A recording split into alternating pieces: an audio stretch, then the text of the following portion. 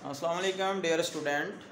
आज की हम इस क्लास में हायर मैथमेटिक्स की ऑनलाइन क्लास में मैथमेटिकल स्टैटिस्टिक्स के एक इम्पॉर्टेंट टॉपिक प्रोबेबिलिटी को डिस्कस करेंगे। व्हाट इज़ प्रोबेबिलिटी, प्रोबेबिलिटी क्या है, इसके रैंडम एक्सपेरिमेंट और इसके सैम्पल स्पेस को आज डिस्कस करेंगे।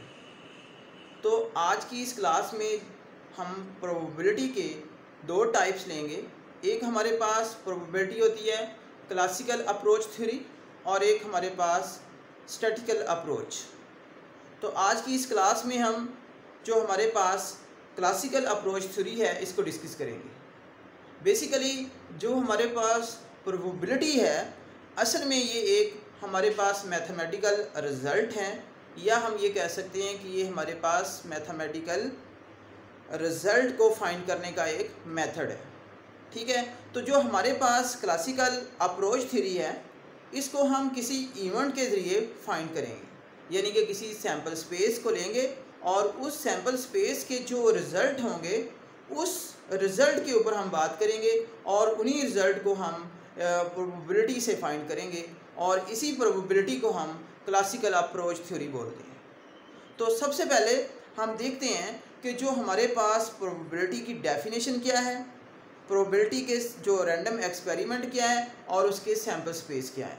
तो आइए सबसे पहले इसकी डेफिनेशन की तरफ आते हैं।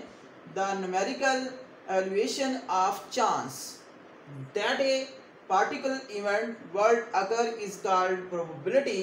It is denoted by probability E is given as, जो यहाँ पर E है एज ए इवेंट है, और जो हमारे पास आने के जो पॉसिबल इवेंट है, जो आने के हमारे पास चांस है, जो चांस का जो रिज़ल्ट है वो असल में हमारे पास क्या है, प्रोबेबिलिटी है, और उसको हम डिनोट करते हैं P of E is equal to N into E upon NS।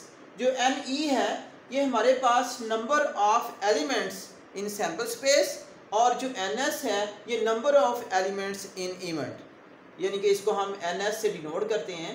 तो आज की इस प्रोबेबिलिटी में हमने जो टॉपिक डिस्कस करना है वो हमारे पास है क्लासिकल अप्रोच थ्योरी,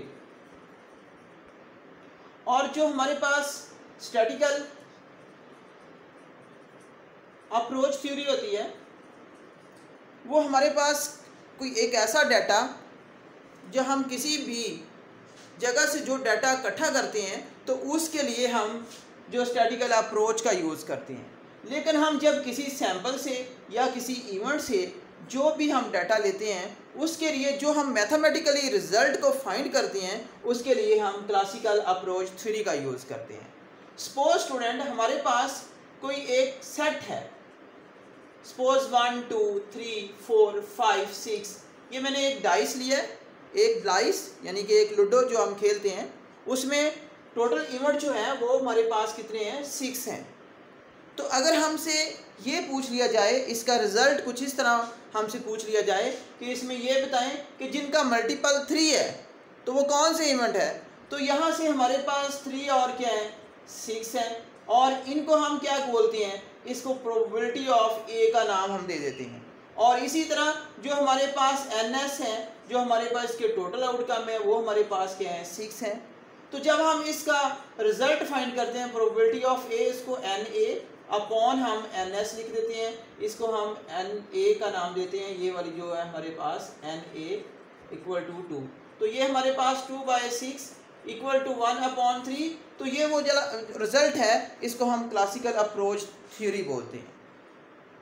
ठीक है स्टूडेंट, अब सबसे पहले हमारे पास जो रैंडम एक्सपेरिमेंट है वो क्या है।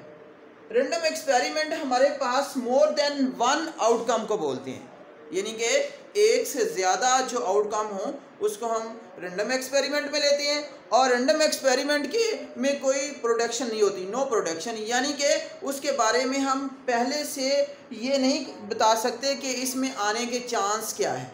ठीक है स्टूडेंट, इसके बाद हमारे पास है sample space. The set consist of all possible outcome of A given experiment is called the sample space. यहाँ पर कहने का मतलब ये है कि हमारे पास किसी भी रैंडम एक्सपेरिमेंट के जो पॉसिबल आउटकम है उसको हम क्या कहते हैं, सैम्पल स्पेस। और सैम्पल स्पेस को किसी सेट के अंदर भी लिख सकते हैं।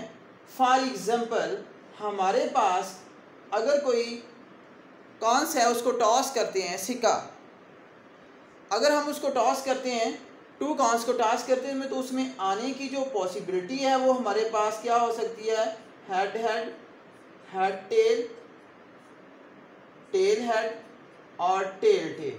तो ये हमारे पास जो है इसको हम क्या बोलते हैं, सैंपल स्पेस। ये एक सैंपल के अंदर आ गए। ठीक है स्टूडेंट, तो यहाँ तक आज हमने प्रोबेबिलिटी का एक छोटा सा कंसेप्ट समझा है कि प्रोबेबिलिटी होती क्या है, इसके रैंडम एक्सपेरिमेंट, इसके सैंपल स्पेस। और आज की इस क्लास में हमने किस प्रोबेबिलिटी के किस टॉपिक को डिस्कस करना था, उसका नाम क्या था, वो है हमारे पास क्लासिकल अप्रोच थ्योरी। इससे नेक्स्ट हम इससे रिलेटेड इनसे एग्जांपल करेंगे ताकि इस टॉपिक को अच्छी तरह आपका ये टॉपिक जो है क्लियर हो जाए। Thank you.